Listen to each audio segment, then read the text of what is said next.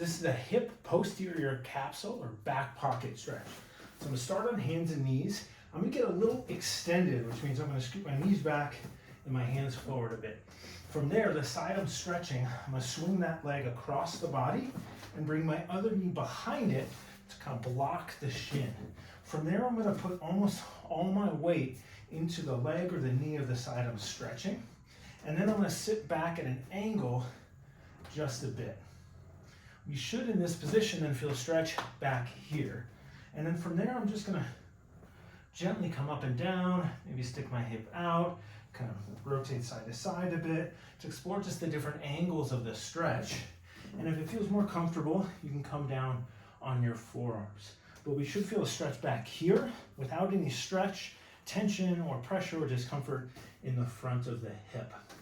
So what we're getting here is we're stretching the glute and the hip rotator muscles, but with this setup and the pressure through the leg and the femur, we're trying to expand what's called the posterior capsule, or some of the ligaments on the back side of the hip socket that can affect how the hip socket moves. So this is important in the setup that we don't just want to go into like a pigeon stretch here, because here we're tending to wind up the muscles and then I sink down into this hip flexion position maybe before I get the hip in the right position.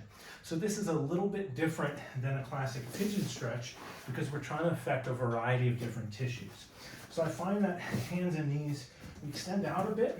That just helps to not compress the front of the hip. We're then going to rotate this leg and then I scoot back. So sometimes that's a little awkward the first time you do it, but just send the leg across and then this knee is behind.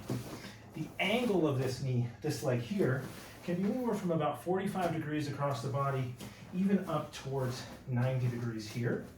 But I want this pretty vertical, but then I shift into the knee and shift back.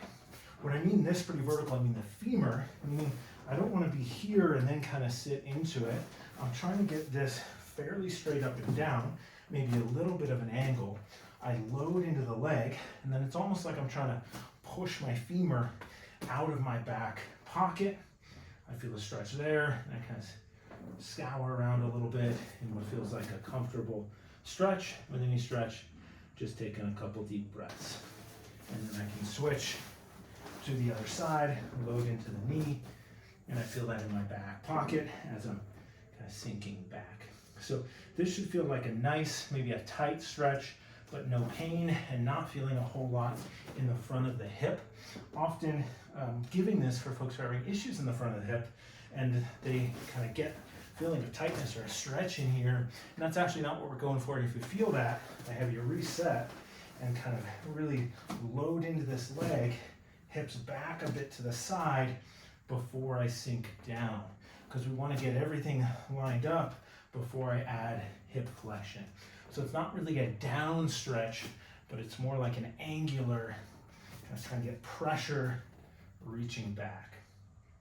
So give that a shot, should feel good, and then the hope is after your hips can maybe move a little better.